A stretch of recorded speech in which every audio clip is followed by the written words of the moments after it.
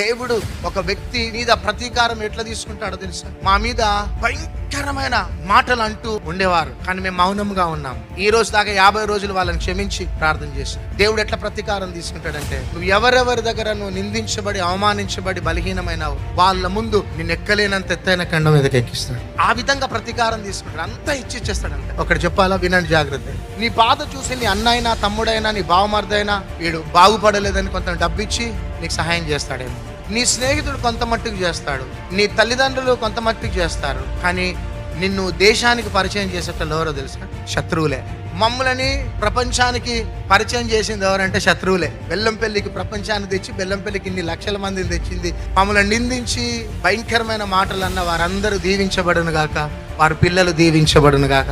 దేవుని కృప, వాళ్ళ యొక్క కరుణను బట్టి దేవుడు మమ్మల్ని ఈ స్థితిలోకి తీసుకొని వచ్చినాడు. కాబట్టి ఎవ్వరు ఏమన్నా భయపడకండి, ధైర్యంగా ముందుకు సాగిపోండి.